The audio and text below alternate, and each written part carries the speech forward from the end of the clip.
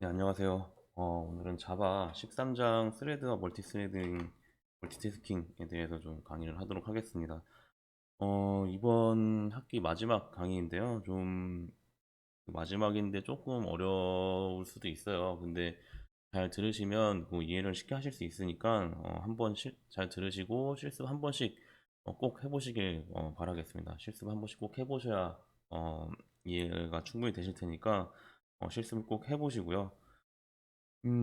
스레드와 멀티태스킹 좀 많이 들어보셨을 거예요. 그러니까 멀티태스킹이 뭐냐면 어떤 하나의 그 응용 프로그램에서 여러 개의 작업을 동시에 처리하는 걸 말하거든요. 기본적으로 여러분들이 그 자바 응용 프로그램을 만들면 보통 하나의 태스크에서 순차적으로 여러분들이 작성한 코드의 순서대로 순차적으로 이제 동작을 하죠. 동시에 작동을 하는 게 아니라 하나의 일을 이렇게 줄을 서서 순차적으로 작동을 해요. 근데 이렇게 프로그램을 짜야 되는 경우도 있지만 이렇게 동시에 프로그래밍을 해야 되는 그런 경우도 많이 발생을 하거든요. 어, 대표적으로 뭐 어떤 게 있냐면 뭐 요런 그 미디어 플레이어 같은 경우에도 오디오 재생하는 부분이 있고 비디오를 재생하는 부분이 있고 그 다음에 키 입력을 받는 부분이 있어요. 근데 이런 각각의 태스크들이 하나로 쭉 진행이 된다고 진행이 된다고 생각을 하시면 그러니까 비디오랑 오디오를 좀 동시에 재생을 해야 되는데 만약에 오디오 재생이 끝나야지만 비디오 재생이 되고 비디오 재생이 끝나야지만 뭐 사용자 입력을 받을 수 있고 이렇게 하다 보면은 이렇게 화면이랑 오디오랑 동시에 나와야 되는데, 오디오부터 그냥 나오기 시작하겠죠? 오디오가 나와서 오디오를 다 재생한 다음에 그다음에 비디오가 나오고, 비디오를 다 재생한 다음에 키 입력을 받고, 이런 식으로 진행이 되기 때문에, 프로그램을 제대로 동작을 시킬 수가 없어요. 그러니까 보통 여러분들이 자주 사용하는 이런 윈도우 프로그래밍, 그러니까 응용 프로그램 같은 경우에는 굉장히 다양한 그 곳에서 여러 가지 작업들이 일어나죠. 그러니까 여러분들 안드로이드 어플리케이션만 해도 여러분들이 뭐 동영상을 보면서 또 다른 그 동영상을 찾고 동영상을 보면서 어, 그 다른 동영상을 검색을 하거나 뭐 아니면 뒤로 넘기기를 하거나 굉장히 많은 작업들을 하기 때문에 그런 멀티태스킹은 굉장히 필수적인 거거든요. 그래서 이렇게 하나의 프로그램을 이렇게 줄 세워서 실행을 하는 게 아니라 이 하나의 프로그램 안에서 각각 태스크들을 이렇게 병렬로 이렇게 세워놓고 동시에 작업을 하게 하는 거예요. 작업하게 하면서 이 동영상이랑 비디오는 같이 가야지 이제 싱크가 맞아서 제대로 동작이 되겠죠. 쭉 가다가 뭐 상대 입력이 딱 들어오면은 그거에 맞춰서 뭐 뒤로 가기를 다시 하거나 맨 앞으로 가거나 아니면 정지를 하거나 이런 식으로 순환점 동시 작업하는 이런 환경을 멀티태스킹 환경이라고 합니다. 특히 게임 이런 거 특히 되게 심하죠. 게임에서는 여기 하나의 화면이 있으면 지금 테트리스만 나왔는데 여러분들 3D 게임 하기 시작하면은 특히 뭐 많이 하는 게 뭐야? 피파 같은 경우만 해도 뭐 4명이 동시에 막 할 수 있잖아요. 그러면은 그 4명의 선수들이 있고 상대편도 4명이 이렇게 있어요. 그러면 얘네 하나하나를 다 각자 움직여야 되잖아요. 유저가 다 다르니까. 얘네들을 만약에 병렬로 안 하고 이렇게 한 줄을 세워놓고 한다고 해보세요. 1번 플레이어가 방향키를 위로 눌렀을 때, 그러니까 1번, 2번, 3번, 4번, 5번, 6번, 7번, 8번 플레이어가 있는데, 각자 방향키를 앞으로 한 번 눌렀어요. 눌렀으면 얘네들이 멀티태스킹을 동작하는 게 아니라 한 줄로 동작을 하면은 1번이 동작할 때 일단 1번 방향키를 한 번 동작시키고 2번 시키고 3번 시키고 4번 시키고 5번 시키고 6번 시키고 이런 식으로 앞에 게 순서가 끝나야 자기 차례에서 그 플레이어가 동작이 되거든요. 이렇게 되면은 전혀 그 게임이 되지가 않겠죠. 그래서 이런 것들을 다 각자 동작이 되게 하면서 각자 다 자신만의 역할을 할 수 있게 해주는 게 멀티태스킹이고 이렇게 보통 게임에서도 이런 각각 플레이어를 하나의 병렬 프로그램을 이렇게 병렬 관계로 놓고 각각 이렇게 진행되게 만들어 놓고 얘네 사이에 서로 싱크로나이즈만 되게 하면은 제대로 된 게임을 만들 수 있습니다. 제가 그 플레이어로만 예를 들어왔는데 게임 하나에 보통 그 멀티를 동작하는 스레드가 몇백 개에서 몇천 개씩 돌아가요. 네, 이런 식으로 어, 그 멀티태스킹 그 필수 불가결한 그런 그 환경이기 때문에 여러분들이 꼭 알아두셔야 되는 거고요. 이거는 좀 자바에서만 다루는 게 아니라 다른 뭐 운영체제나 아니면은 뭐 시스템 프로그래밍 이런 것도 좀 시스템 프로그래밍 아니면 뭐 자료 구조, 뭐 알고리즘 이런 부분에서도 굉장히 많이 다루는 거기 때문에 꼭 여러분들이 알아두셔야 되는 그런 환경입니다. 아마 처음 배우시는 분들도 계실 텐데 이 멀티태스킹이 어떤 역할을 하는지만 좀 알고 계시면 될 것 같아요. 그러니까 컴퓨터 응용 그러니까 프로그래밍의 좀 그 특징을 좀 아셔야 돼요. 프로그램이 일단은 순차적으로 동작을 하는데 그런 순차적으로 동작하는 환경을 좀 멀티로, 그러니까 동시다발적으로 실행되게 하기 위해서 나온 게 멀티태스킹이라고 하는 거고요. 좀 어떻게 보면은 일반적으로 보면 이해가 안 될 수도 있죠. 우리는 보통 이제 사람들은 다 멀티태스킹을 하잖아요. 근데 컴퓨터는 그게 아니에요. 그냥 단순하게 하나의 작업이 들어오면 그 작업을 수행하고 그 다음 작업 들어오면 그 다음 작업 수행하고 이런 식으로 동작을 하는데 이거를 좀 트릭을 써가지고 동시에 작업할 수 있는 그런 환경을 제공해 주는 겁니다. 네. 그러니까 기본적으로는 이 멀티태스킹이라고 해도 순차적으로 동작을 해요. 순차적으로 동작을 하는데 이거를 그런 트릭을 써서 좀 동시에 동작할 수 있는 그 환경을 보여주는 거죠. 그래서 보통 막 우리가 작업을 하면 이제 CPU가 작업을 해요. CPU가 어떤 처리를 하는데 얘네들을 이렇게 줄을 채워놓고요. 이 작업이 끝날 때 이 작업을 일단 CPU한테 주죠. 준 다음에 이 1번 작업이 끝날 때까지 얘를 계속 가지고 있는 게 아니라 1번 작업에 뭐 1%만 그냥 작업을 하고 다시 반환을 합니다. CPU한테. 그러면 그 다음 2번 작업이 이렇게 들어가서 1%만 또 수행을 하고요. 이런 식으로 계속 시간차를 두면서 작업을 계속 수행하면서 마치 여러분들이 느끼기에는 이 여러 가지 작업들이 동시에 작업되는 것처럼 느끼게 이런 트릭을 주는 거거든요. 이거는 그냥 단편적인 예고요. 자세한 거는 뭐 운영체제나 이런 거 보시면 알 거예요. 그 스케줄링 방식이 굉장히 많기 때문에 그거는 좀 자세히 배워셔야지만 좀 이해를 할 수 있는 부분이고요. 어쨌든 여러분들 자바에서는 이 멀티태스킹은 이런 각각의 여러 가지 작업들이 태스크들이 순차적으로 일어나는 게 아니라 동시다발적으로 그 실행이 될 수 있다. 그걸 멀티태스킹이라고 한다라고 이해를 하시면 될 것 같고, 음, 요것도 그거 제가 요거 설명한 거 그대로 설명한 건데 그냥 넘기셔도 됩니다. 넘기셔도 되고 보시면 이 스레드가 계속 나오는데 이 스레드 개념을 좀 알으셔야 제가 아까 설명을 드린 거라서 이 스레드가 뭐냐면 그 자바에서는 이 스레드를 그 하나의 그 단위로 보시면 작업 단위로 보시면 돼요. 그러니까 여러분들이 어떤 작업을 할 때 그 동시에 여러 작업을 하잖아요. 그러니까 여러분들이 만약에 그런 테트리스에서 지금 보시면 오디오 재생, 뭐 볼륨 움직이는 타이머 태스크, 그 다음에 키 입력 받는 태스크 작업이 3개가 있잖아요. 각각의 하나하나의 단위를 스레드라고 해요. 스레드. 작업 단위로. 태스크 단위를 스레드라고 합니다. 그래서 여기서 이렇게 설명을 하죠. 오디오 재생 코드 스레드 A, 블록을 아래로 움직이는 코드 스레드 B, 키 입력을 받아서 블록의 방향을 바꾸는 뭐 코드 스레드 C 이런 식으로 어떠한 동시적으로 일어나는 작업들 하나하나를 스레드라고 합니다. 그래서 여기서 정의는 뭐 사용자가 작성한 코드로서 JVM에 의해 스케줄링되어 실행되는 단위라고 이렇게 설명을 하죠. 그래서 이런 각각의 스레드들이 동시에 이렇게 스케줄링 되면서 동시다발적으로 실행되는 그런 환경을 멀티태스킹이라고 하고요. 그래서 자바는 멀티 스레딩만 가능해요. 그러니까 하나의 운영 프로그램 안에서 여러 개의 스레드들이 스케줄링 돼서 실행이 되는 거고요. 스케줄링 방법은 뭐 뒤에 간단히 설명을 드리겠는데 어, 뒤에 좀 설명을 드릴게요. 그래서 이 하나의 그 응용 프로그램, 그러니까 그 자바 같은 경우는 하나의 응용 프로그램에서 여러 가지 스레드들이 동시다발적으로 이렇게 멀티태스킹 환경에서 작업을 할 수 있는 그런 환경을 제공을 해주고요. 뭐 효과는 뭐 제가 설명을 드리지만 한 스레드가 대기하는 동안 다른 스레드를 실행을 할 수 있어요. 그러니까 동시다발적으로 실행을 할 수 있거든요. 그래서 전체적인 시간을 좀 줄여줘요. 이게 무슨 소리냐면 여러분들이 어떤 작업하는 그런 코드를 만들었어요.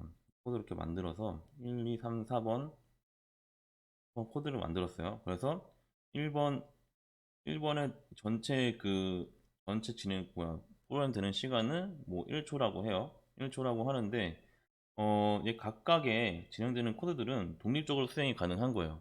근데 프로그램은 특성상 1번이 끝나야 2번이 되고 2번이 끝나야 3번이 되고 3번이 끝나야 4번이 되는 그런 특성이 있어요. 그렇기 때문에 이 1번 수행하는 데는 CPU의 자원을 뭐 10%만 먹고 2번은 수행하는 데는 CPU 자원을 뭐 30%만 먹고 3번 수행하는 데는 뭐 20%, 4번은 뭐 50% 이렇게 먹는다고 칩시다.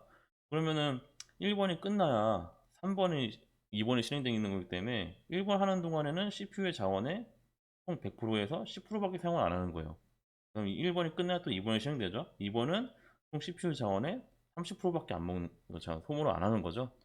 그래서 이게 어떻게 보면 좀 순차적으로 하는 게 좋은 걸 수도 있는데 얘네들을 CPU 자원을 다 사용을 하는 게 아니잖아요. 그래서 얘네들을 각각 동작하는 게 아니라 얘네들을 다 끊어버려서 동시에 동작을 하게 하는 거예요.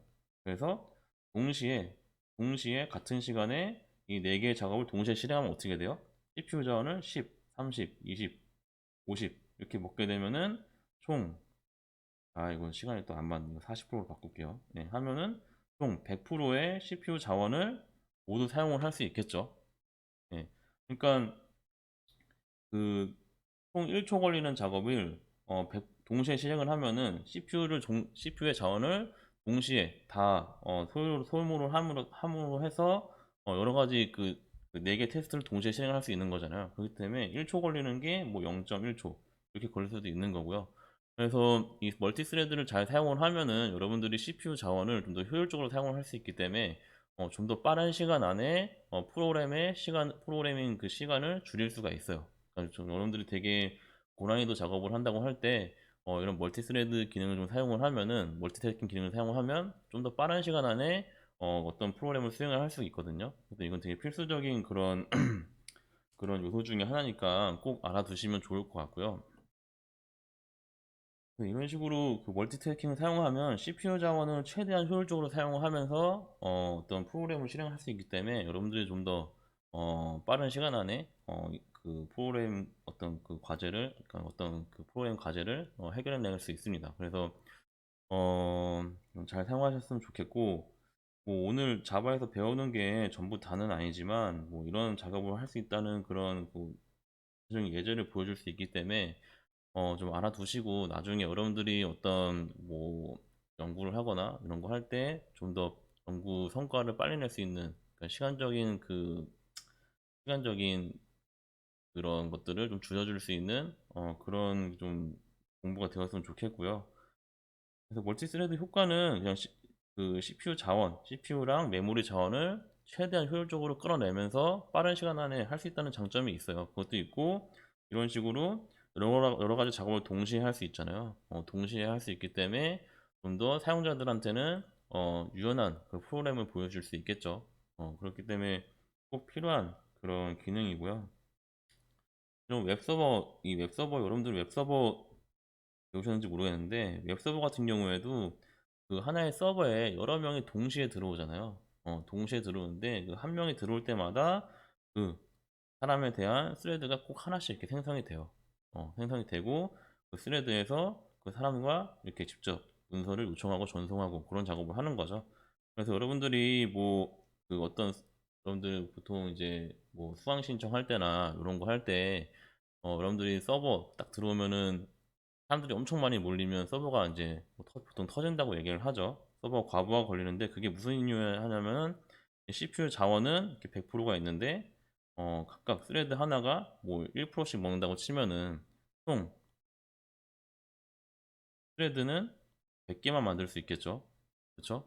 수용할 수 있는 인원은 100명밖에 안 되는 거예요. 그럼 스레드 하나가 CPU 자원의 1%를 먹고 있으면 그렇기 때문에 여러 명이 동시에 한 번에 이렇게 들어와 버리면은 뭐 그러니까 100명밖에 수용할 수 없는 서버에 뭐 120명이 들어왔다라고 하면은 그 다음부터는 얘네들을 순차적으로 실행을 하거든요. 동시에 실행할 수 없으니까 하나 끝날 때까지 기다렸다가 또 한 다음에 실행되고 근데 이거를 스케줄링 제대로 해주지 않으면은 막 사람이 이렇게 몰리면 얘네들을 그 뭐 어느 놈이 끝나고 실행하고 그러는 게 아니라 얘네들 이 120, 그러니까 120명을 동시에 CPU한테 이렇게 자원을 주는 거예요. 그렇기 때문에 점점 서비스들이 느려지기 시작하겠죠. 점점 느려집니다. 그러니까 100명밖에 수용할 수 없는 그 CPU 안에 120명이 들어오면 120명을 자원을 또 이렇게 분할을 해줘야겠죠. 그러니까 1%씩 주는 게 아니라 뭐 0.01%씩 뭐 0.2%씩 주는 거죠. 근데 이 스레드는 1%씩 동작을 해야지만 잘 동작이 되는 환경인데 0.2%, 0.2%, 0.2% 이렇게 퍼센테이지를 낮춰서 주면 어떻게 되겠어요? 굉장히 조금씩 느려지겠죠. 느려지면서 점점 사람이 많아질수록 느려지다가 결국엔 나중에는 이게 동작이 안 되는 그런 환경까지 가는 거고요. 그래서 이게 굉장히 중요해요. 중요하고 이 스레드 관리하는 거 중요하고 사용자 접속하는 거 관리하는 것도 중요하고 그런 게 되게 중요하기 때문에 요 관리하는 방법은 뭐 여기서 간단하게 배우긴 하겠지만 여러분들이 추후에 스레드 스케줄링 하는 것도 좀 추후에 공부를 많이 하시면은 그것도 나중에 도움이 굉장히 많이 됩니다. 그래서 자바 스레드는 아까 계속 설명드렸지만 하나의 단위, 실행 단위라고 보시면 되고 자바에서는 가상기계 JVM에 의해서 이제 스케줄링 되는 어떤 실행 단위 코드 블록이라고 보시면 돼요. 하나의 실행 단위 그런 걸 코드 블록을 보시면 되고 이 여러 가지 스레드를 동시에 실행시켜서 관리하는 거를 멀티태스킹이라고 하고요. 음, 그 JVM의 특징이 뭐냐면 그 C 언어나 다른 거랑 좀 다르게 JVM은 하나의 그 JVM에서 하나의 응용 프로그램만 실행이 가능합니다. 그러니까 뭐 여러 가지 뭐 C 뭐 윈도우나 리눅스 그 운영체제를 보면 하나의 그 여러 가지 프로세스들이 동시다발적으로 운영되면서 얘네들끼리 서로 이제 통신도 할 수 있는 그런 환경이 제공을 하죠. 근데 JVM 같은 경우에 그 자바 같은 경우에는 하나의 JVM에서 하나의 응용 프로그램만 실행이 돼요. 그래서 자바 응용 프로그램이 실행되면은 JVM도 같이 실행이 되고요. 종료되면 얘도 하나 종료돼요. 그래서 JVM 하나 위에 여러 가지 응용 프로그램이 올 수가 없거든요. 어, 그래서 보통 이런 식으로 응용 프로그램이 올 수가 없기 때문에 여러 가지 동시에 작업을 하고 싶으면 JVM에 동시에 작업을 하고 싶으면 응용 프로그램 안에서 스레드를 만들거나 이거 뒤에 나오는데 제가 깜빡했네요. 만들거나 이렇게 스레드로 만들거나 아니면은 여러 가지 좀 응용 프로그램 여러 개 뜨면은 각각의 JVM이 이렇게 동시다발적으로 이제 실행이 되잖아요. 그럼 얘네들끼리 서로 통신을 통해서 연결이 되는 그런 환경을 좀 제공을 해주거든요. 근데 보통 윈도우나 리눅스 같은 경우에는 요 프로세스 간 그 응용 프로그램 간의 통신을 이제 프로세스 통신을 해가지고 IPC 환경을 또 제공을 해줘요. 제공을 해주는데 자바 같은 경우에는 그냥 소켓 통신을 합니다. 소켓 통신을 하고요. 뭐냐면 그냥 그 인터넷이라고 보시면 돼요. 여러분 그냥 쉽게 생각하면 소켓 통신을 하기 때문에 소켓 통신을 좀 통신한다는 걸 알고 계시면 되는데 뭐 이거는 그 자바에서는 배우진 않을 것 같고요.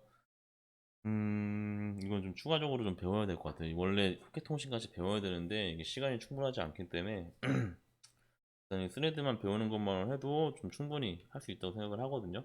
그래서 일단 오늘은 자바 스레드 만들고 멀티태스킹 하는 방법을 좀 배우도록 하겠습니다. 계속 그 개념을 설명을 하는 건데 이거를 이해가 잘 되시는지 잘 모르겠네요. 그 이해가 만약에 안 되시면 뭐 추가적으로 인터넷에 좀 찾아보거나 하시면 좀 더 좋을 것 같은데 제가 최대한 쉽게 이해를 해드리려고 좀 설명을 하고 있지만 좀 충분하지 않을 수도 있기 때문에 정말 잘 안 될 것 같으면 인터넷도 좀 찾아보는 걸 추천을 드립니다. 그래서 JVM이 자바 스레드를 어떻게 관리를 하냐면은 JVM에서 각각 스레드, 그러니까 하나의 응용 프로그램에 여러 가지 스레드들이 나온다고 했죠.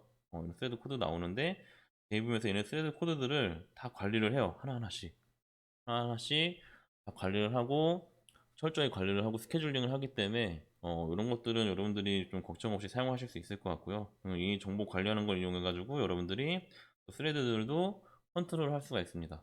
그래서 각각의 스레드가 몇 개인지 총 생성된 스레드 몇 개인지 뭐 스레드 코드 위치가 어디인지 아니면 우선순위는 얼마인지 이런 것들을 좀 각각 정보를 가지고 여러분들 컨트롤 할 수 있거든요. 스레드를 뭐 정지시킬 수도 있고 아니면은 다시 정지된 스레드를 깨울 수도 있고 이런 것들을 할 수 있으니까 좀 아시면 될 것 같고 뭐 구조 같은 경우에는 보통 하드웨어 위에서 운영체제 위에 JVM이 돌아간다는 건 알고 계시죠? JVM 위에서 운영 프로그램이 동작이 되고 운영 프로그램 안에 이 스레드들은 JVM에서 이렇게 관리를 합니다. 관리하는데 이거 어떻게 관리되는지 여러분들이 잘 모르셔도 돼요. 모르셔도 되고 잠시만요. 그래서 스레드 만드는 방법은 총 두 개가 있습니다. 스레드 코드 만드는 건. 그러니까 여러분들이 함수 만드는, 그러니까 함수가 아니라 하나의 클래스라고 보시면 되죠. 객체.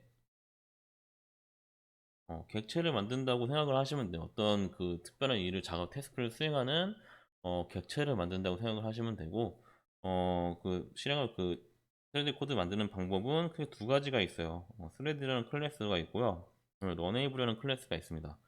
보통 스레드라는 클래스를 상속받아서 사용을 해요. 스레드 클래스 상속받아서 사용을 하고, 런에이블 인터페이스 사용을 하거든요. 인터페이스. 그러니까 얘는 클래스고 얘는 인터페이스죠.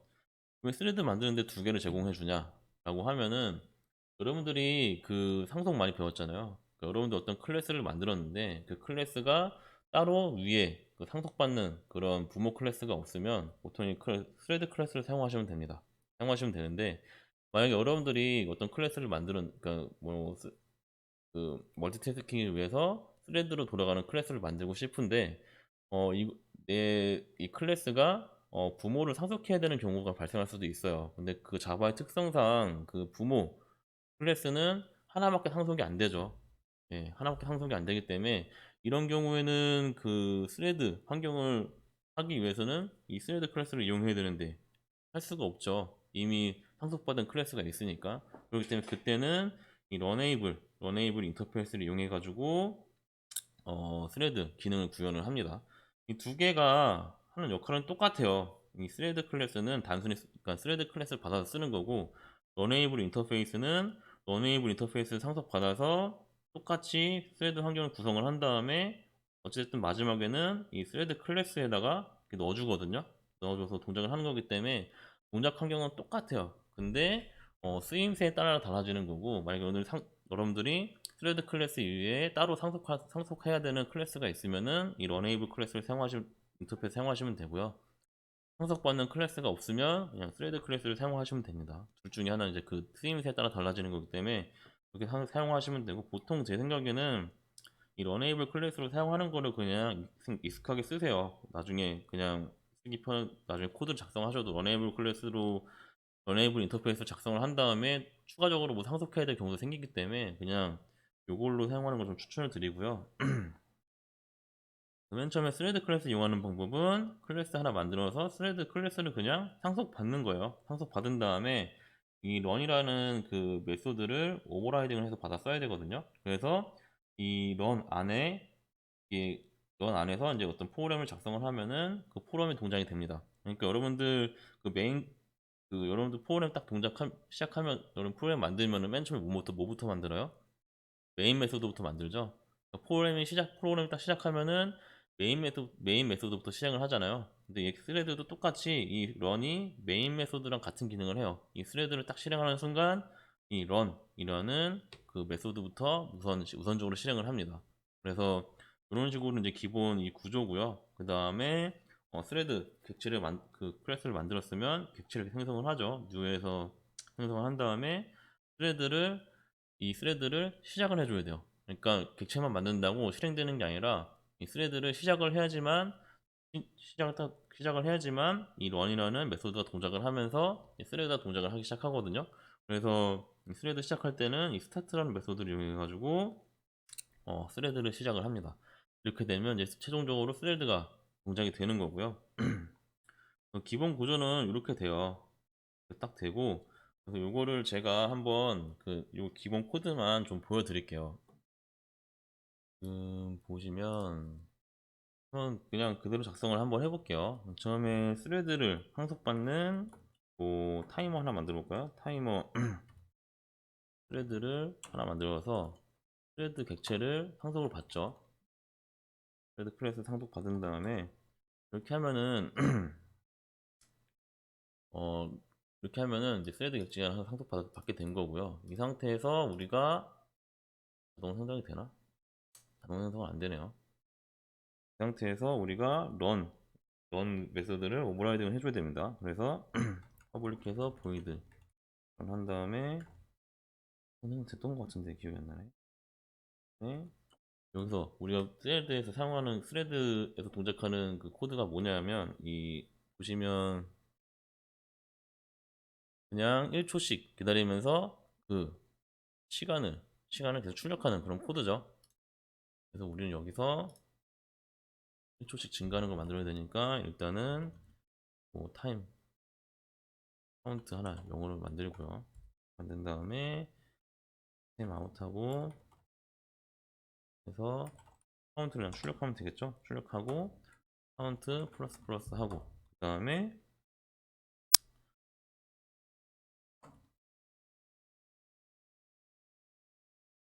스레드 들립니다.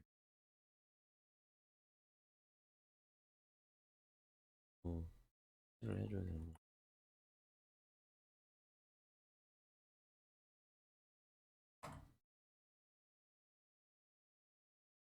이게 가장 기본 코드예요. 기본 코드인데 그 스레드에서는 지금 보시면 스레드가 한번 딱 실행 스타트를 하면은 요 런이 실행된다 그랬죠. 그 다음에 이렇게 한번 이 프로그램이 실행이 됩니다. 근데 이 여기서 지금 말하는 여기서 그 하고 싶은 게 뭐냐면 그 계속 1초마다 한 번씩 그 숫자를 카운팅해서 출력하는 거예요. 그러니까 무한대로 계속 출력을 해야 되죠. 그럼 어떻게 하면 되겠어요? 그냥 반복문을 써주시면 되죠. 여기서 while 해가지고 한 다음에 안에 반복문을 넣어주시면 무한대로 계속 카운팅을 계속 하게 되겠죠. 스레드가 꺼지지 않고 이런 식으로 해서 그 스레드를 하나 만들고요. 그 다음에 제가 설명 자세히 또 드릴게요. 이따가 그 다음에 타이머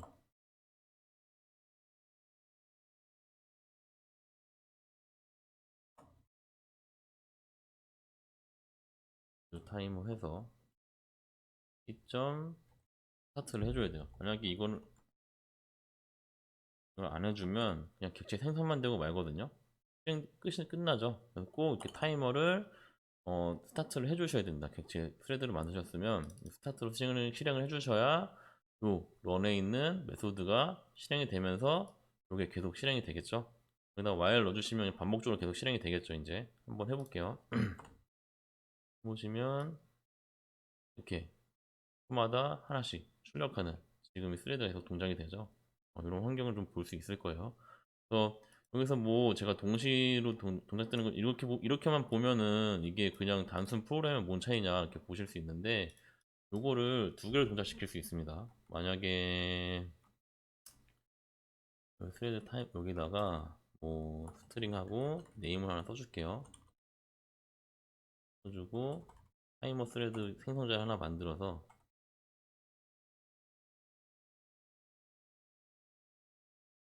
해서 네임은 s 이런 식으로 한 다음에 여기다가 뭐 스레드 1 이렇게 하고 출력할 때 이런 식으로 하면 이름 뒤에 타이머가 붙겠죠. 1 붙는데 보시면 이제 스레드 하나만 만들었는데 한번 두 개를 만들어 볼게요. 또 하고 스레드 2 한 다음에 히트도 이렇게 동시에 스타트를 해버리면 지금 보시면 알겠지만 동시에 두 개가 동작되는 걸 볼 수가 있죠.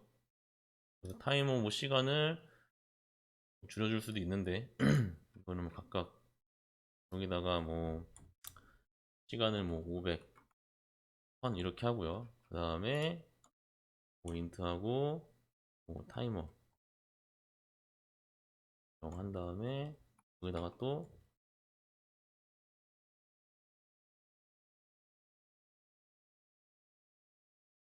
그 다음에 요 스킵 타임을 입력한 값으로 넣어주면은 스레드 1은 5ms마다 500ms마다 동작이 되고 얘는 1000ms 1초마다 동작이 되는 거죠. 그래서 동작을 해보면 원 이렇게 이런 식으로 동시에 스레드가 동작되는 걸 볼 수 있어요. 이런 식으로 동시에 동작되는 환경을 제공해 줄 수도 있거든요.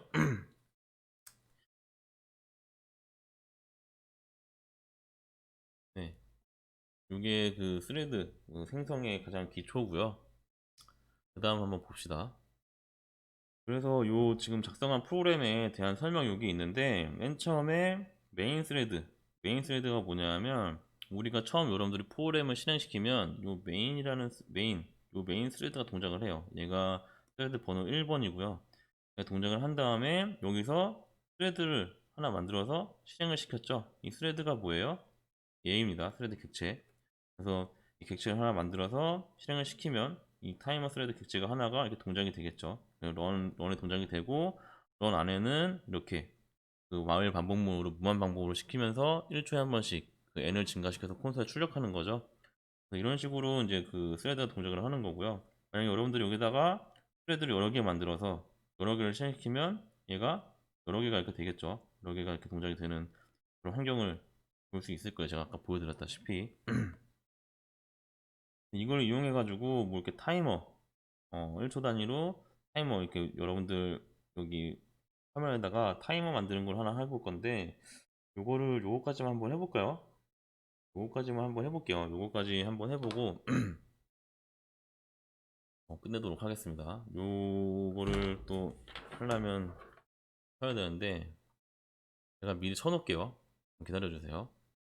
네, 이렇게 제가 좀 만들어 봤는데 네, 간단합니다. 일단은 라벨 하나 만든 다음에 라벨 하나 만들어서 등록을 시키죠. 그 다음에 라벨 객체를 타이머 스레드에 넣어줘요. 타이머 스레드에 이제 파라미터를 넣어주면 이 타이머 스레드 안에서 이 라벨 값을 이 라벨의 그 어떤 값을 텍스트 값을 1초마다 한 번씩 변경시키는 그런 스레드죠.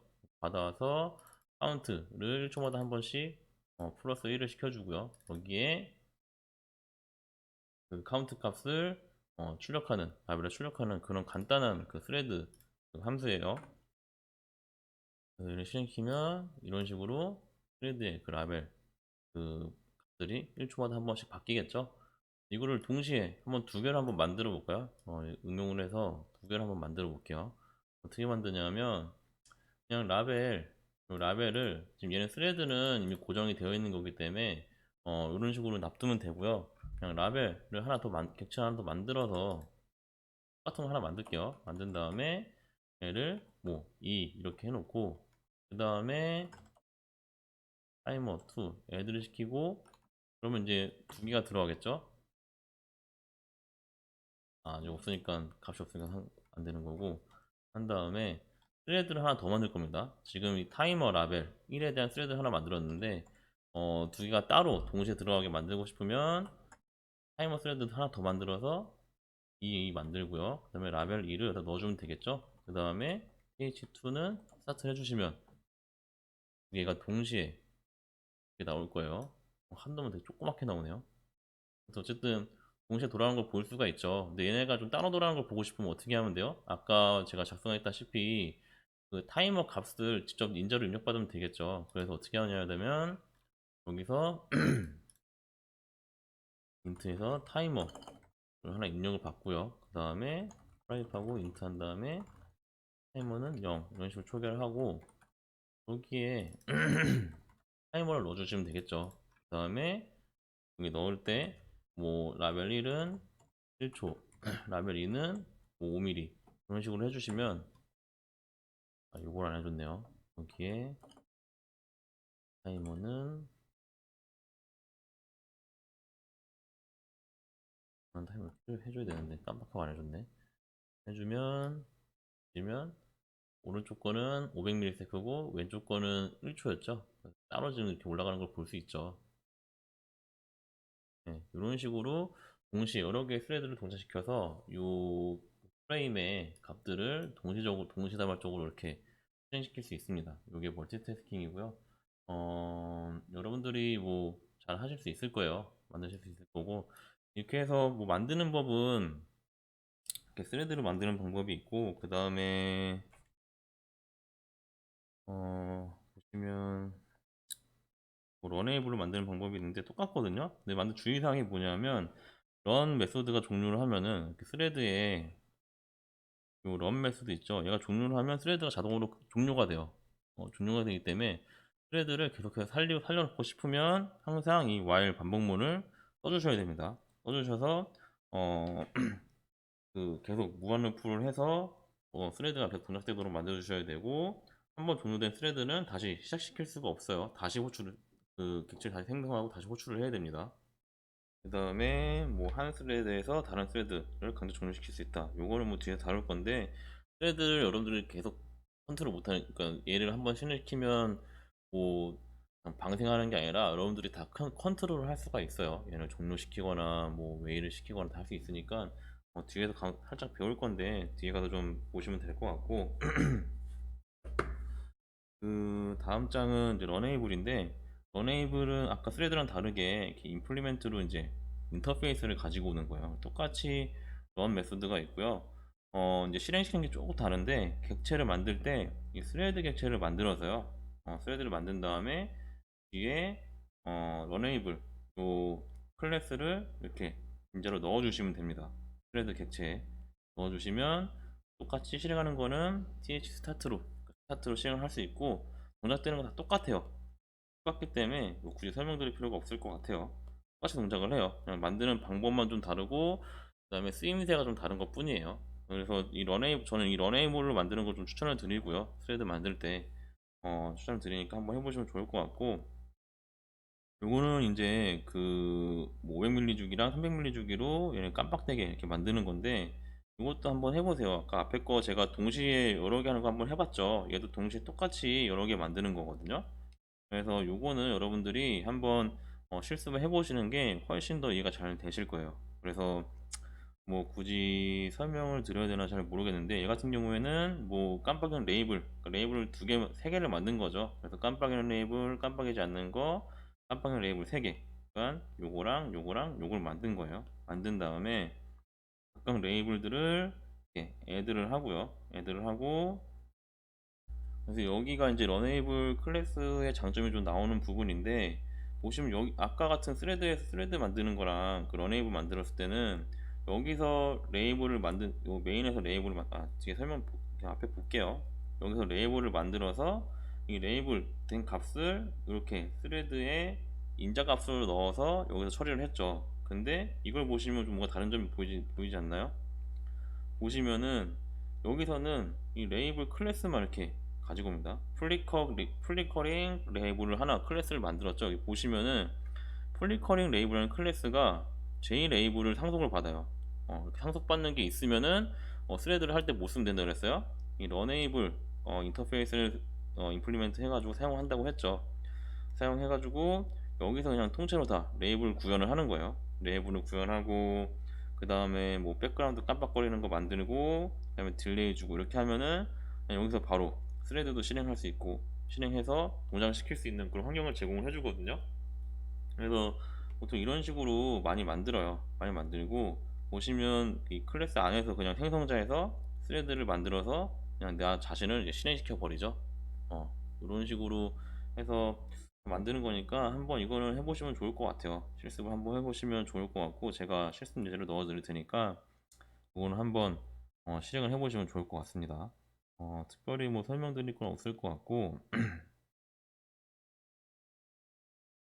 스레드 정보가 나오는데, 스레드 정보는 이제 뭐 스레드 이름, 그다음에 스레드 아이디, 그다음에 스레드 그 코드 주소, 그다음에 상태, 우선순위, 그룹, 레지스터 스택 이렇게 나와요. 그래서 뭐 메모리 블록에서 이제 레지스터 스택 이런 게 나오는 거고, 나머지들은 뭐 이름 있고, 그다음에 스레드 고유 식별자 번호, 그다음에 뭐 상태. 여러분들 알아야 될 거는 요거랑 우선순위, 그다음 그룹 이 정도만 알고 계시면 돼요. 나머지는 특별히 건드릴 부분은 아니고 좀 시스템적인 부분이라서 좀 더 세부적으로 들어가야 될 것 같고요. 이 5개 정도만 좀 아시면 될 것 같은데, 이 상태가 좀 중요하거든요. 상태. 이게 뭐냐면 상태 6가지가 있어요. new, runnable, waiting, time waiting, block, terminate 이렇게 있고, 요거를 이제 그림으로 표시를 해주면 이렇게 나오죠. 그래서 new 스레드 처음 여기 딱 생성을 하면은 new 상태가 되는 거예요. new 상태지만 스타트를 아직 안 했기 때문에 그냥 new 상태, 스타트를 안 한 상태가 되는 거고, 여러분들이 스타트를 누르는 순간 이 준비 런에이블 상태로 넘어가서, 런에이블 상태도 준비랑 러닝 상태가 있어요. 그래서 이 상태로 넘어와서 막 실행을 하다가 갑자기 웨이트를 걸었어요. 이 웨이트 메소드는 뒤에 좀 설명을 드릴 텐데, 정지하는 메소드거든요. 대기하라는 메소드고, 웨이트 메소드를 걸면은 얘가 돌다가 스레드가 잠깐 대기 상태로 들어갑니다. 들어가는 거고, 뭐 어떤 그 인풋 아웃풋 파일 인풋 아웃풋 요청이 오면은 블럭 상태로 가서 인프라부터 될 때까지 기다렸다가 완료되면 다시 완료 상태로 실행 상태로 넘어오는 거고, 터미네이트는 종료고요. 그 다음에 타임 웨이트는 여러분들이 슬립을 줬을 때 그 슬립 되는 그 기간 동안만 타임 웨이트이 걸려요.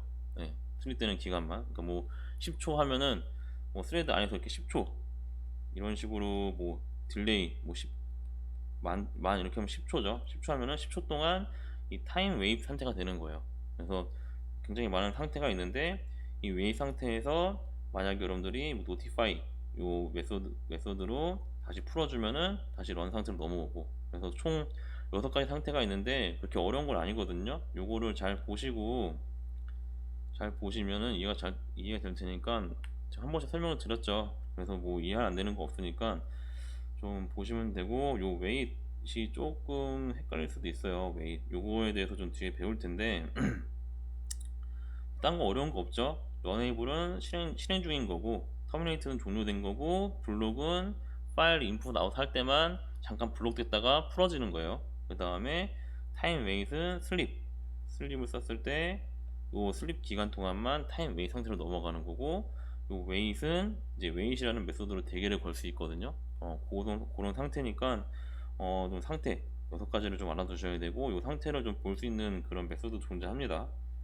그 다음에 우선순위도 있는데, 우선순위는 이제 보통 5로 설정이 돼요. 그 우선순위가 뭐냐면, 이렇게 스레드 여러 개 쫙 있으면 얘는 이게 스케줄링 하는 이제 JVM에서 스케줄링을 하거든요. 그러니까 CPU한테 자원을 누구를 먼저 우선순위를 줄 것인지 그걸 설정하는 거예요. 그래서 만약에 얘가 우선순위가 1이고 뭐 얘가 5고 얘가 15 이렇게 됐다. 그러면은 우선순위가 그 높은 애가 제일 많은 자원을 할당을 받아서 실행이 됩니다. 요거는 스케줄링 방식에 따라 달라지는 거긴 한데, 일반적으로 그 우선순위 높은 애들이 좀 먼저 실행이 돼요. 먼저 실행이 되고, 요 스케줄링 하는 거는 스케줄링 방법에 따라 다르기 때문에 무조건 높은 우선순위를 했다고 얘가 제일 먼저 끝난다는 보장은 없습니다. 그런 보장은 없지만 그래도 자원을 제일 많이 할당을 해주기는 해요. 그래서 보통 기본적으로 우선순위는 5고요. 다 5로 세팅이 되어 있고, 여러분들이 변경이 가능해요. 변경이 가능하고, 뭐 JVM 같은 경우에는 우선순위가 같다면, 다 5라면 라운드 로빈으로 처리를 해요. 라운드 로빈은 운영체제 시간에 배울 텐데 아마 여러분들이 2학년 때 운영체제 배우지 않나요?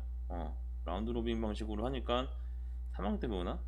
라운드 로빈은 그 각각의 얘네 그 스레드들을 이제 그 분할을 할 때 작업을 줄 때 시분할로 주는 거예요. 시간적으로 너 1초 만에, 너는 2초 만에, 이런 식으로 각각의 그 시간을 할당을 해주는 거예요. 근데 평등하게 주는 거죠.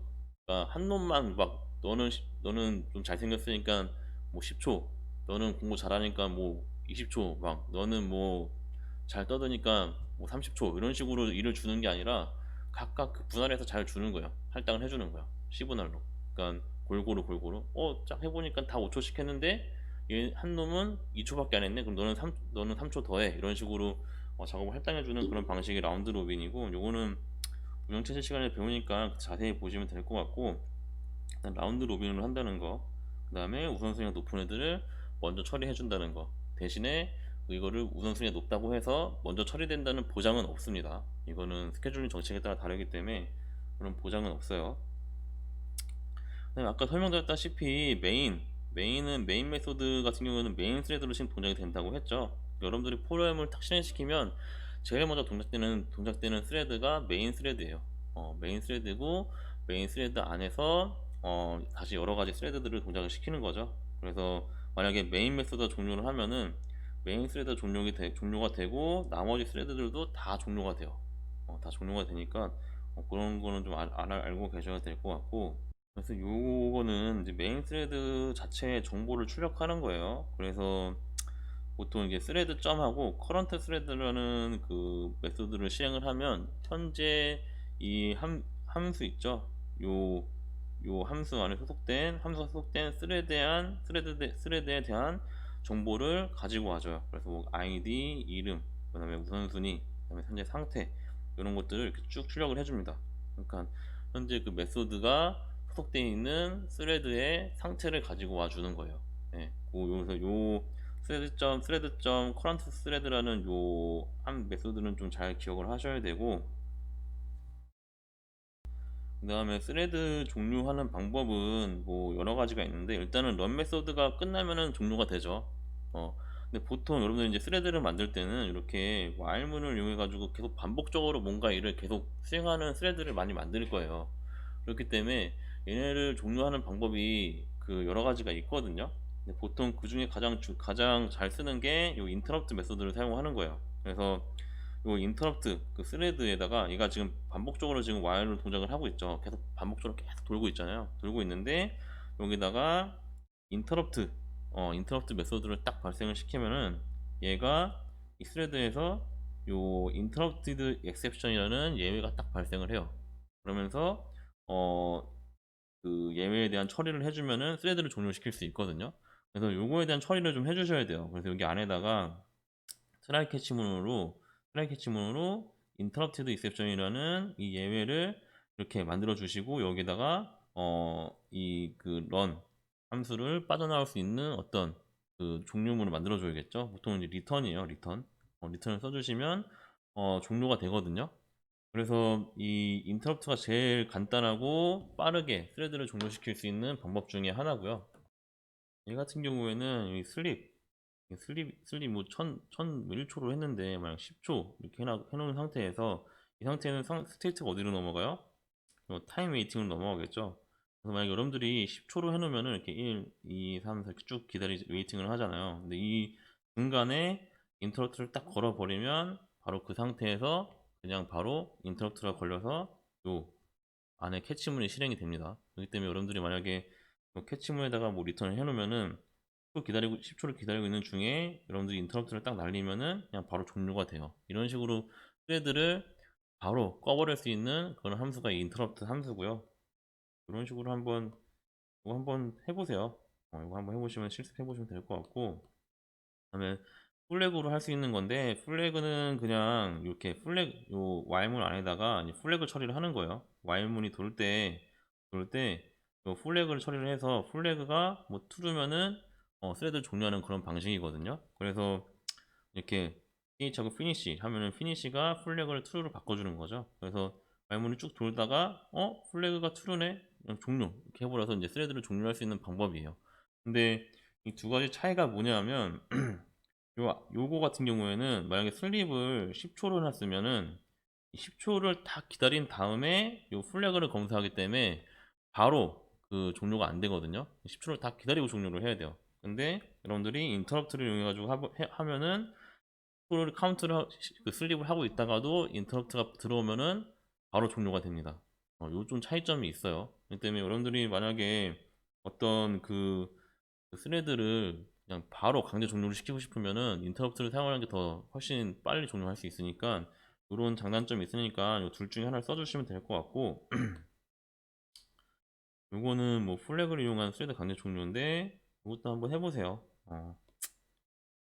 뭐 실습으로 내줄진 제가 모르겠는데 이거 다 설명하면 시간이 너무 오래 걸리기 때문에 이거는 뭐 한번 여러분들이 잘 모르겠으면 쳐보시는 게 제일 좋거든요. 이게 제가 백날 설명을 해봤자 한 번 치는 것만 못해요. 계속 제가 그 J프레임 할 때부터 계속 그렇게 얘기했는데, 한번 해보시고 어떻게 동작되는지 한번 보시는 게 더 빠르거든요. 그러니까 한번 해보시는 게 좋을 것 같아요.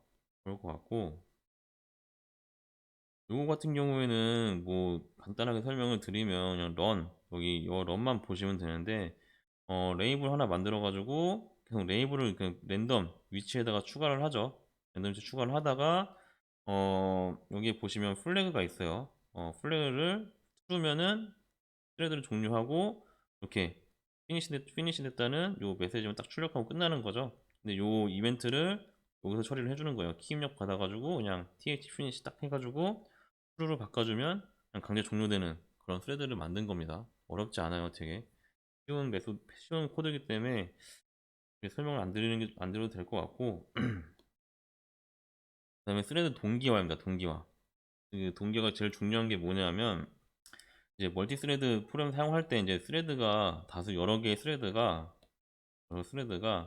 하나의 데이터를 공유를 하는 경우가 있어요. 근데 이게 여러분들이 생각보다 그 예상치 못한 결과를 발생할 수가 있거든요. 제일 그 유명한 케이스가 뭐냐면 뭐 인트, 뭐 카운트는 0이라는 이런 변수가 하나 있어요. 근데 두 개의 프로세스가 있는 거예요. 이게 이제 스레드가 있는데 한 놈은 얘를 카운트를 플러스 시켜준 다음에 얘를 프린트하는 거예요. 카운트를 프린트하는 거고 count 얘는 카운트를 마이너스 한 다음에 얘를 카운트를 또 프린트하는 거예요. 그러면 얘네가 이제 하나, 둘 이제 순차적으로 동작을 하게 하겠죠. 그러면은 우리가 원하는 거는 이 카운트를 플러스해서 카운트를 먼저 그 프린트를 한번 해보는 거면 하고 싶은 거예요. 그래서 이 1번, 2번 이렇게 있으면 1번이 먼저 수행되면 어떻게 돼요? 카운트 플러스 하니까 카운트가 1이 되고 출력이 1이 되겠죠. 그러니까 카운트가 1이 되고 출력이 1이 돼요. 그 다음에 2번, 그러니까 얘네를 두 개를 실행시킨다고 생각하시면 됩니다. 그리고 그 다음에 2번이 실행되니까 다시 카운트를 0을 하고 0이 출력되는 이런 결과를 나오게 하는 프로그램을 만들고 싶은데 얘네를 동시에 실행시키면 어떻게 되냐면 이거는 어떻게 될지 몰라요. 어떻게 될지 모르지만 뭐 간단하게 뭐 예를 설명드리면 어떻게 되냐면 맨 처음에 카운트를 플러스 합니다. 그러면 카운트가 1이 되겠죠. 1이 되는데 그 다음에 이제 얘가 프린트를 하려고 하는 찰나에 얘 2번이 카운트를 다시 0으로 바꿔버리는 거예요. 카운트를 다시 0으로 바꿔버리는 거예요. 그러면은 그 다음 0을 바꿔버린 다음에 얘가 갑자기 프린트를 해버리니까 실질적으로 1번이 이 카운트를 프린트할 때 어떻게 되겠어요? 1번이 프린트할 때는 어떻게 되겠어요? 뭐가 출력되겠어요? 0이 출력되죠? 1번은 플러스 1을 해서 1을 출력하고 싶었는데 이 프린트를 1을 플러스 1을 시킨 다음에 이 프린트로 넘어가는 순간에 얘가 그냥 다시 마이너스를 해버린 거예요. 그래서 0이 출력되고 그 다음에 이게 출력되고 그 다음에 2번에 이 프린트가 출력되니까 어떻게 돼요? 얘도 똑같이 프린트하면은 0이 출력되겠죠. 원래대로라면 1, 0 이렇게 출력되게 했어야 되는데 0, 0 이렇게 출력이 돼요. 그러니까 동시에 일을 진행하다 보니까 같은 거를 이용을 하다 보니까 이게 어느 순서로 될지를 모르는 거예요. 그래서 어떻게 될 수도 있냐면은 뭐 이게 먼저 실행되고 이게 실행되고 이게 실행되고 이게 실행될 수도 있는 거고 뭐 마이너스가 먼저 실행되고 이거 뭐 순서를 어떻게 알 수가 없는 거예요. 그렇기 때문에 이 나오는 값들이 어떻게 될지 모르거든요. 뒤에도 보시면은 이 어떤 스레드 A가 I love you forever가 있고 스레드 B가 뭐 이렇게 이런 글씨로 있어요. 이런 두 개의 그 스트링을 동시에 이제 프린트를 한 거예요. 프린트를 했는데 맨 처음에 I love를 출력하다가 이 스레드 B도 얘를 출력하라고 또 명령을 내리니까 중간에 뭐 자바는 좋은 것이야. 그 다음에 또 U 이렇게 출력되고 뭐 배워서 뭐 많이 forever 이렇게 출력되고 이런 식으로 하나의 그 프린터기를 공유해서 여러 동이 동시에 인풋을 주다 보니까 얘네들이 그냥 동시에 얘네들 각각의 값들을 동시에 받아 출력하다 보니까 이렇게 섞여서 나오는 이런 케이스도 발생하게 되죠. 그렇기 때문에 하나의 공유 변수를 여러 명이 동시에 사용을 하면은 막그 의도치 않은 결과들이 많이 나와요. 특히 이런 케이스들이 굉장히 많거든요. 되게 많기 때문에 얘네들을 기본적으로 이제 공유 변수를 사용할 때는 일단 이 변수를 쓸 때 줄을 세워야 돼요. 그러니까 만약에 이 프린트라는 공유 프린터기가 있으면은 동시에 쓰게 하는 게 아니라 맨 처음에 A라는 놈이 쓰게 한 다음에 그 다음에 B라는 놈이 쓰게 이렇게 줄을 세워주는 거예요. 그러니까 하나의 프린터기는 아무리 공유 프린터기지만 이 프린터기를 프린트할 때는 프린트할 때 만약에 A라는 스레드가 프린트를 하고 있으면 나머지 스레드들은 다 기다려라 이런 식으로 어떤 명령을 세워줘야 되거든요. 그렇게 하지 않으면은 동시에 하나의 뭐 프린트나 하나의 변수를 동시에 여러 명이 사용을 하기 때문에 이 변수 값이 어떻게 될지 어떻게 사용될지 모르고 이 프린터기가 어떻게 출력이 될지 모르는 거예요. 그렇기 때문에 줄 세우는 방법이 되게 중요하고 뭐 이거 또 다른 사례인데 뭐 요거 같은 경우에도 원래대로라면 얘가 하고 싶은 거는 A라는 학생이 처음에 50이라는 값이 있어요. 50이라는 값이 있으면 A라는 학생이 이 50이라는 값을 플러스 10을 시켜서 결과를 하나 나오면은 이 B라는 학생이 이 결과를 가지고 다시 플러스 10을 시켜서 70이라는 값을 나오게 하고 싶은 건데 동시에 들어와 버리면 어떻게 돼요? 이 대조되는 값이 똑같이 50을 가지고 이렇게 더하게 돼 버리죠. 그렇기 때문에 결과가 똑같이 60으로 나오게 돼요. 그렇기 때문에 요거를 이제 어큐뮬레이트하게 좀 실행하고 싶으면은 이 공유 이 칠판을 한 명씩만 사용하게 함으로써 이 공유되는 그 값들이 잘 수행이 되게 만들어 주는 거죠. 네, 요것도 또 다른 예제 중에 하나예요. 그래서 이거를 이제 스레드 동기화라고 해요. 동기화.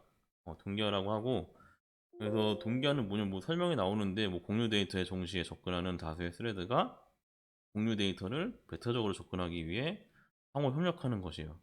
핵심이 뭐냐면, 여러 가지 스레드들이 하나의 공유 데이터에 접근할 때 그 독점을 보장해 주는 거예요. 그러니까 이렇게 하나의 공유 뭐 C라는 뭐 변수가 있으면은 여러 가지 스레드들이 이렇게 접근을 하겠죠, 얘네들이. 접근을 하는데, 만약에 A, B, C, D가 있으면 A가 먼 처음에 딱 들어와서 아무리 동시에 들어왔지만 그 중에 제일 먼저 들어온 놈이 있을 거 아니에요. 그럼 그 들어온 놈이 딱 들어왔을 때 문을 아예 잠가 버리는 거죠. 딴 놈들이 못 들어오게. 그러니까 나는 C라는 놈이 나는 지금 A가 쓰고 있으니까 너희는 밖에서 좀 기다려, 이렇게 명령을 내려주는 거예요. 그럼 얘네 B, C, D는 이 C라는 그 변수를 그 A라는 그 작업이 완료를 할 때까지 기다렸다가 이 A라는 작업을 하고 다시 나가면은 이제 다시 A, B, C, D 중에 3명 중에 한 명이 또 경쟁을 하기 시작하겠죠. 그래서 B, C, D 중에 또 제일 먼저 C에 접근하는 놈이 또 다시 들어와서 문을 잠가버리면은 또 C랑 D는 기다려야 되고, 이런 식으로 동기화를 해주는 거예요. 동기화를 해주는 거고, 동기화를 위한 방법은 요 싱크로나이즈라는 그 블록을 지정해주면 돼요. 블록을 지정해주면 되고, 뭐 웨이트나 노티파이로 스레드 실행 순서를 제어를 해주면 되거든요. 그래서 블록 지정해주는 거는 그냥 내가 어떤 그 공유 그 변수에 대해서 동결을 해주고 싶은 그런 블록에다가 그런 그 구역에다가 블록을 지어주면 돼요. 하나의 그냥 메소드 자체를 싱크로나이즈드로 이렇게 해주면은 딱 여러 가지 그 스레드들이 이 add라는 메소드를 호출할 때 동시에 접근하지 못하게 막아주는 거예요. 그러니까 뭐 a가 add 메소드를 먼저 호출을 했으면은 b랑 c는 add 메소드를 호출을 했어도 a가 다 끝날 때까지 기다리는 거예요. 만약에 이런 식으로 코드 안에 이런 그 메소드가 아니라 코드 안에 어떤 일정한 부분을 동결을 시켜주고 싶다라고 하면은 그 일정한 부분에 대해서 이렇게 싱크로나이즈라는 그 명령어를 키워드로 블록을 해주면은 그 부위가 이렇게 그 부위가 이제 동기화가 되는 겁니다. 이런 식으로 이제 여러 가지 방법으로 블록을 해서 스레드 동기화를 시켜줄 수가 있어요. 그래서 이렇게 먼저 점유 한다고 하는 것을 이제 모니터라고 하고요. 모니터 소유라고 하고요.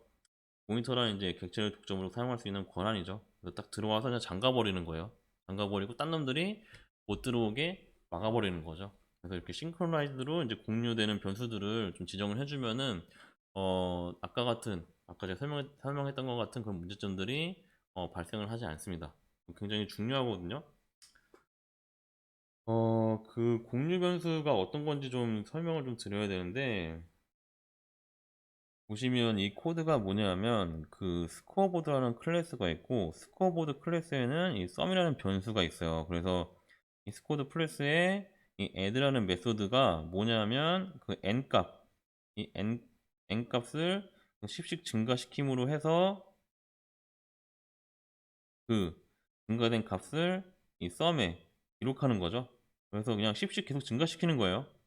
증가시키는 그런 함수고, 얘네들은 이제 두 개의 스레드를 만들어서 이 보드 클래스를 이렇게 공유를 하는 겁니다. 쉐어보드 해가지고 보드 클래스를 만들었죠. 그래서 얘네들을 이렇게 공유를 해서 보시면 이 스레드 안에 보시면 이렇게 보드 클래스에 add라는 함수를 지속적으로 호출을 하죠. 이렇게 되면은 두 개의 그 git라는 스레드랑 그다음에 효수라는 스레드가 이 보드에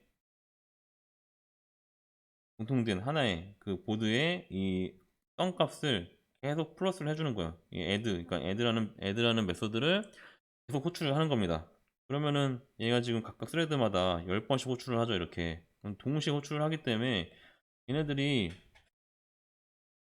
이 그 add라는 그 메소드를 동시에 가지고 와서 사용할 수 있는 경우가 발생할 수 있어요. 그러면 중복되는 경우가 발생할 수 있기 때문에 여기다가 synchronize라는 키워드를 넣어줘서 한 놈이 소유를 하고 있으면 다른 놈이 소유 못하게 만들어주죠. 그래서 이렇게 해서 실행을 해보면 여러분들이 생각하는 그런 방법대로, 그러니까 점유하는 놈이 이렇게 각각 들어와서 각각 점유하는 놈이 1씩 증가시키는 걸 볼 수가 있어요. 그래서 순차적으로 쭉 이렇게 10번씩 공개가 잘 이루어져 가지고 200까지 이렇게 최종 점수가 200이 되는 걸 볼 수가 있거든요.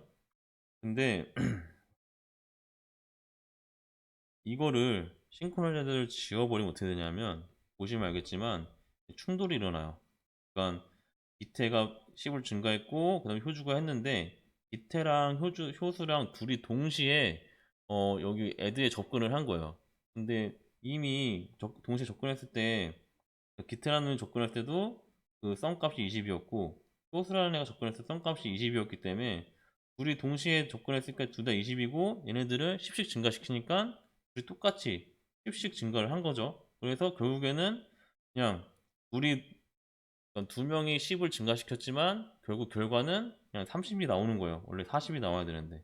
그래서 최종적으로 보면은 최종 썸이 150밖에 안 나오는 경우가 발생할 수 있어요. 이게 뭐냐면 동시에 그 스레드가 동시에 그 어떤 그 메소드를 접근을 했기 때문에 같은 값을 가지고 증가를 시키는 거거든요. 그래서 요거를 막아주는 게 싱크로나이즈 함수고, 싱크로나이즈 키워드고, 계속 설명을 드리는 거예요. 싱크로나이즈 키워드가 있으면은 맨 처음에 그 그러니까 스레드 두 개죠. 1번 스레드가 여기 딱 접근을 해버리면 맨 처음에 얘가 이 add라는 메소드가 누가 쓰고 있는지 없는지 검사를 합니다. 그래서 만약에 딱 접근을 했는데 얘 보니까 2번 스레드가 이미 얘를 실행하고 있어요.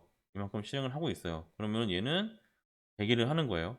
대기하고 있다가 2번 스레드가 다 끝나면은 그때서야 이제 th1 스레드가 접근을 해서 또 실행을 하는 거고, 또 1번 스레드가 실행을 하고 있는데 또 2번 스레드가 또 접근을 했어요. 접근을 했는데 1번 스레드가 이미 얘를 실행하고 있는 거예요. 실행하고 있는 상태면은 또 대기 상태로 또 들어가겠죠.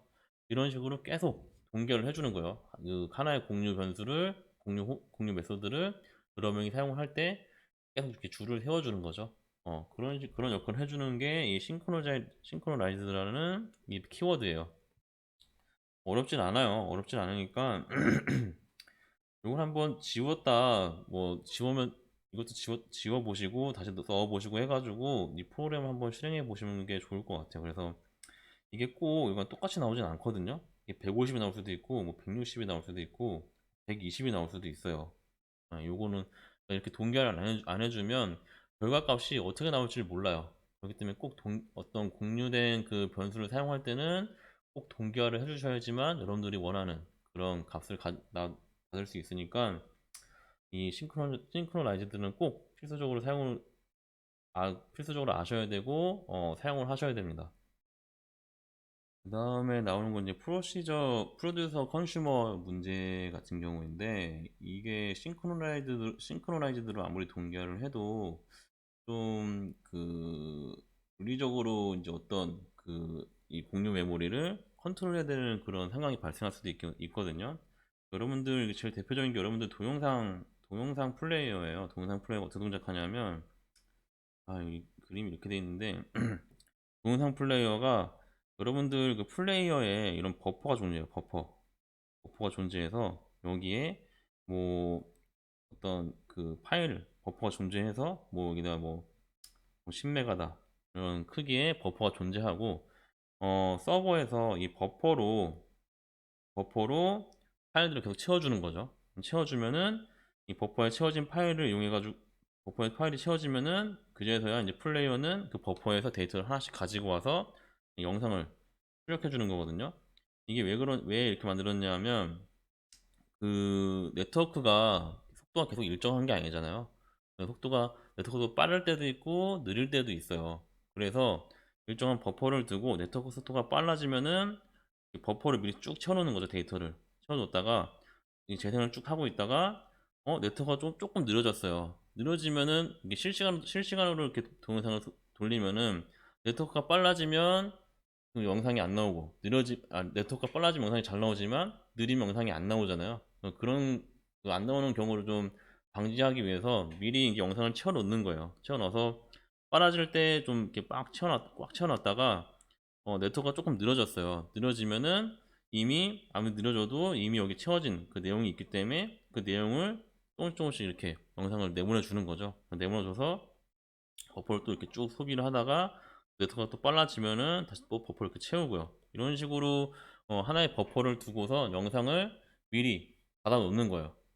일정한 크기만큼 받아 놓고 그래서 영상을 계속 재생시키는 거죠. 여러분들 유튜브 보면은 그 막대기 보시면 유튜브 그 진행 막대기 보시면 초록색 막대기가 이렇게 쭉 가는데 그 앞에 회색 막대기로 이렇게 좀 앞으로 더 간 그 여유 공간이 보이는 부분이 있을 거예요. 그게 바로 버퍼거든요. 그러니까 여러분들이 재생하는 그 시간보다 좀 앞서서 더 받아 놓는 거죠. 그래서 만약에 좀 네트워크가 좀 느려져도 그만큼 이미 데이터를 받아놨기 때문에 좀 순탄하게 여러분들이 영상을 재생할 수 있는 환경을 제공해 주는 거거든요.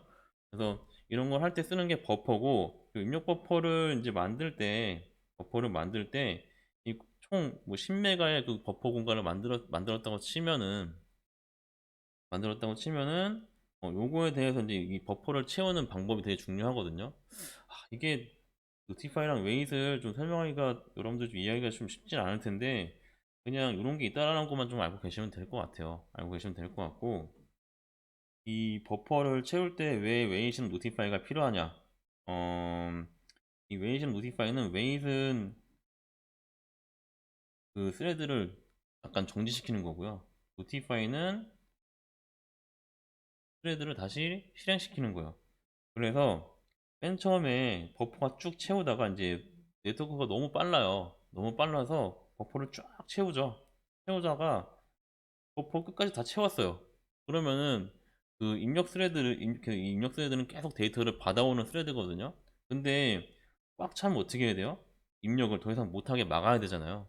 이 스레드를 중지시키는 게 아니라 그 버퍼가 꽉 찼으면 이 웨이트를 동작시켜서 입력 스레드를 일단 웨이트 시켜요. 야, 입력 그만해. 좀 정지하고 있어. 라고 그만해라고 해놨다가 이제 재생 스레드가 쭉 재생을 하다가 꽉 차면 이제 입력 스레드가 이제 웨이시 딱 되겠죠? 된 상태에서 이제 재생 스레드가 이 버퍼를 버퍼의 데이터를 조금씩 가져가면서 다시 버퍼가 줄어들잖아요. 그럼 버퍼가 줄어들면은 어느 정도 버퍼가 이제 공간이 생기면은 이제 입력 스레드한테 다시 야, 너 내가 좀 어느 정도 버퍼를 가져갔으니까 입력 스레드야 너가 좀 데이터를 더 가져와라 라고 해서 이 노티파이로 웨이팅 된 거를 깨우는 거예요. 이런 식으로 서로 주고받고 하는 거거든요. 만약에 입력 스레드가 너무 늦어서 재생 스레드가 쭉 가다가 버퍼를 다 썼어요. 너무 인터넷이 너무 느려서 다 쓰면 어떻게 돼요? 재생 스레드가 나 이제 더 이상 동영상 그 재생할 게 없네 라고 하면서 그러면 좀 대기해야겠다 해가지고 다시 재생 스레드가 웨이시 걸립니다. 반대로 웨이시 걸리면 동영상이 안 나오겠죠? 그냥 정지 상태로 있겠죠? 이 상태에서 이제 얘가 입력 스레드가 열심히 또 데이터를 받아와요. 받아와서 어느 정도 버퍼를 채워 놓으면은 야, 내가 어느 정도 받아왔으니까 재생 스레드 너 다시 일을 해라 라고 해서 재생 스레드한테 이렇게 노티파이를 메시지 또 주는 겁니다. 주면은 이제 다시 재생 스레드가 일어나서 다시 비디오를 재생하고 이런 식으로 서로 웨이트하고 노티파이하고 이렇게 주고받고 하는 거거든요. 이게 좀 잘 이해가 안 되실 수도 있어요. 안 되실 수도 있는데 뭐 지금 이해가 안 되셔도 괜찮습니다. 어차피 이거는 계속 해보셔야 이해가 되는 거고 지금 한번 듣는다고 진짜 뭐 100% 이해한다는 보장이 없거든요. 그래서 일단은 그 동기화 되는 그 객체, 그러니까 두 개 이상의 스레드를 동기화에 사용되는 객체를 동기화 객체라고 하고요. 이런 동기화할 때 쓰는 그 메소드가 이제 wait이랑 notify랑 notify all이 있어요.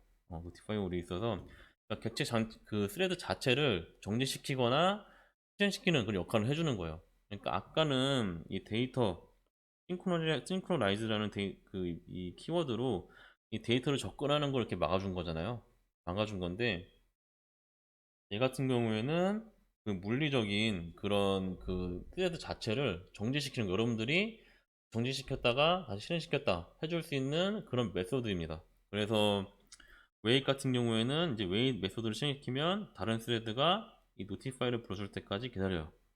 노티파이는 웨이에서 호출해서 대기 중인 스레드를 깨워요. 런에이블 상태로 만들어주고, 만약에 두 개 이상의 스레드가 대기 중이라면 그 중에 하나만 깨웁니다. 깨우는 순서는 웨이 때는 순서예요. 가장 먼저 웨이 때 애를 가장 먼저 깨웁니다. 노티파이 올은 만약에 스레드가 뭐 웨이 때는 스레드가 여러 개 있다. 그럼 걔네들을 다 깨워줘요. 그러니까 뭐 스레드가 이렇게 세 개가 있으면 얘는 웨이시고 얘는 웨이 상태예요. 근데 얘가 1번으로 웨이트 했고 2번으로 웨이트 했잖아요. 3번이 노티파이 이렇게 하나 호출을 딱 해버리면은 제일 먼저 웨이트된 얘가 일어나서 다시 런 상태가 되는 겁니다. 그 다음에 또 노티파이를 또 실행시키면 또 얘가 런이 되는 거고, 이런 식으로 깨워주는 거고, 만약에 웨이시 두 개인데 얘가 노티파이 올 이렇게 실행시키면은 두 개 다 일어나서 다시 런 상태로 되는 거예요. 이런 식으로 웨이시랑 런 상태로 바꿔주는 그런 그 동기화하는 그 객체고요. 그래서 뭐 계속 설명을 드리지만 그 만약에 B라는 스레드가 웨이 상태가 됐어요. 돼 있으면 A라는 스레드가 노티파이를 호출을 해버리면은 이 웨이된 이 B라는 스레드가 다시 일- 일어나서 런에이블 상태가 되는 겁니다. 런 상태가 되는 거고, 만약에 뭐 B, C, D, E라는 스레드가 동시에 다 웨이시 걸렸어요. 웨이 상태가 돼 있으면 얘네가 뭐 순서대로 뭐 1, 2, 3, 4 이렇게 웨이시 걸려 있으면 A라는 스레드가 노티파이를 하나 딱 실행을 하면은 얘네 중에 제일 먼저 웨이트 얘를 먼저 깨우는 겁니다. 스레드 중 하나만 깨우는 거고, 노티파이 5를 하면은 4개를 다 깨우는 거예요, 동시에. 이런 역할을 하는 거고, 이거에 대해서 뭐 이렇게 또 예제가 있는데, 이거는 한번 여러분들이 해보세요. 이게 여러분들이 키보드를 계속 누르고 있으면 이 바가 쭉 올라갔다가 키보드를 놓으면은 다시 바가 이렇게 쭉 내려가거든요. 그런 그 역할을 하는 어떤 그 웨이 노티파이 예제인데, 요거를 제가 설명을 드려도 아마 이해가 잘 안 되실 거예요. 저도 이 코드를 그래도 조금, 저도 한 5분 정도 봤거든요. 그러니까 그 정도로 좀 헷갈릴 수도 있기 때문에, 처음 보는 분들 헷갈릴 수도 있기 때문에, 한번 일단 설명을 드릴 텐데, 그냥 설명을 듣고 한번 해보고 어떻게 동작되는지 한번 보세요. 보시고 좀 이해를 하시면 될 것 같아요. 근데 이해가 안 되셔도 저는 괜찮다고 생각을 하거든요. 어차피 요 부분은 할 때 다시 공부를 하셔서 좀 더 깊숙이 좀 더 배우셔야지 되는 거고, 이렇게 간단하게 하나의 예제로 하기에는 너무, 제 생각에 너무 시간 너무 너무 부족하다고 생각을 하거든요.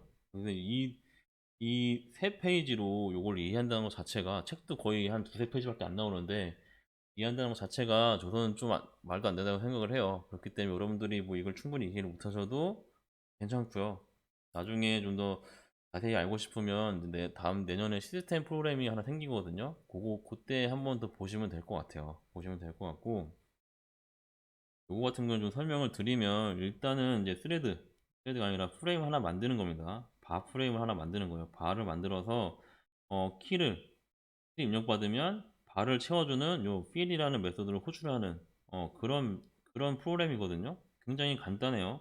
간단한데 음, 그 보시면 여기서 컨슈머 스레드, 그러니까 요 컨슈머 스레드를 하나 이렇게 만들어 가지고 시작을 하죠. 이 컨슈머 스레드가 뭐 하는 거예요? 컨슈머 스레드는 이 바를 가지고 가지고 바를 컨슘이라는 그 바에 컨슘이라는 메소드를 호출을 하잖아요. 컨슘 메소드를 호출하고 반복적으로 200ms마다 바에 컨슘이라는 메소드를 호출하는 그런 그냥 하나의 스레드예요. 스레드고 이 바, 그래서 이 마이레이브라는 요게 되게 중요한데, 이게 보면은 여기 안에 싱크로나이드로 필이랑 컨슘이 있어요.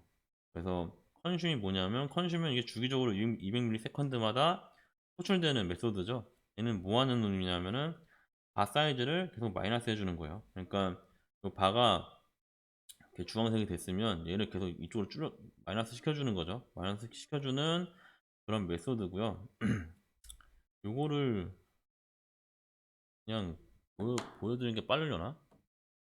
보시면 요런 바가 하나 나오고요. 키보드를 계속 누르고 있으면 쭉 올라갔다가 놓으면은 이렇게 마이너스 시켜주는 거예요. 그래서 이 컨슘이라는 그 메소드는 이렇게 바 크기를 마이너스 시켜주는 그런 메소드예요. 200ms마다. 얘가 하는 게 뭐냐면 쭉 마이너스 하다가 발 사이즈가 0이 되면 웨이트를 해요. 그러니까 더 이상 줄일 게 없으니까 당연히 기다리고 있겠죠. 그래서 그 웨이트를 하는 거고, 노티파잉 이따 설명을 드릴게요. 그 다음에 이 fill이라는 메소드는 내가 키보드 입력할 때마다 호출되는 메소드잖아요. 그래서 키보드 이 fill이라는 메소드는 바 사이즈를 이렇게 플러스를 시켜주죠.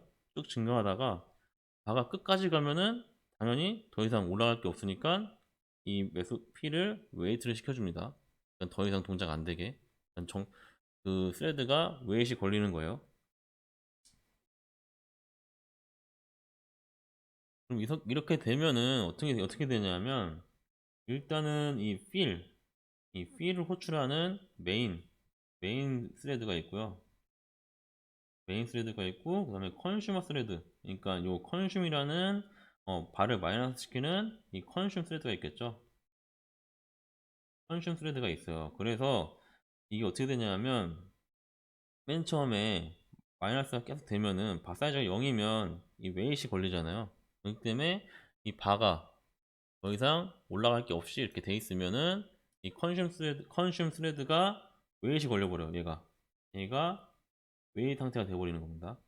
그러면은 이 상태에서 이제 웨이트이 돼버리니까 더 이상 이거 실행을 안 하고 있겠죠. 안 하고 있다가 내가 이 필은 메인 스레드에 동작한다고 했죠. 키보드 입력 메인 스레드 동작하니까 메인 스레드가 이제 키보드를 한번 누르면은 바 사이즈가 증가하겠죠. 증가하면서 당연히 이 바 사이즈가 증가하니까 이 감소시키는 걸 다시 끼워줘야 되잖아요. 야, 내가 증가했으니까 너는 다시 감소를 시켜 라고 이제 명령을 줘야 되니까 이 자고 있는 이 컨슘 스레드를 노티파이로 끼워주는 겁니다. 그래서 키보드를 한번 누르는 순간 노티파이가 동작되면서 컨슘 스레드가 다시 일어나서 다시 바가 올라갔네 하면서 다시 마이너스 시키면서 마이너스 될 때까지 계속 마이너스 시키다가 마이너스가 되면 다시 웨이트가 되는 거고요. 반대로 이 필이라는 애는 바 사이즈가 맥스 바 사이즈, 그러니까 끝까지 다 가면은 다시 웨이트가 걸리는 거예요. 더 이상 증가시키면 안 되잖아요. 웨이트가 걸리고 있는 상태인데 이 컨슘 스레드가 계속 마이너스를 하고 있죠. 200ms마다 하고 있으니까 그냥 꽉 찼어도 내가 다시 마이너스 했으니까 너 일어나 다시 작업해 라고 해서 노티파이를 또 해서 깨워주는 거예요. 이런 식으로 둘 중에 하나, 뭐 필이라는 메소드는 꽉 찼을 때, 아니면 컨슘은 없을 때 이렇게 웨이트이 걸려 있다가 다시 작업할 일이 생기면은 상대편이 서로 깨워주는 거죠. 그런 역할을 해주는 하나의 프로그램이에요. 프로그램이고, 여러분들이 이거를 하실 때 뭘 해보시면 좋냐 하면은 요거를 컨슘을 한번 노티파이를 주석 처리해서 한번 해보시고요. 다시 반대로 이 필을 노티파이를 주석 처리 한번 해보시고 한번 해보세요. 그러면은 얘네가 어떻게 동작되는지 좀 이해가 되실 거거든요. 그래서 뭐 한번 보시면 지금 상태로는 이제 키보드를 누르면 이렇게 올라가는 거 볼 수가 있죠. 볼 수가 있고 놓으면 다시 내려가요. 만약에 여러분들이 노티파이를 이 두 개 중에 얘를 한번 필을 한번 노티파이를 제거해 본다고 생각을 해봅시다. 필을 제거하면은 어떻게 돼요? 이 컨슘이 바 사이즈가 0이 되면 웨이트가 걸려버리죠.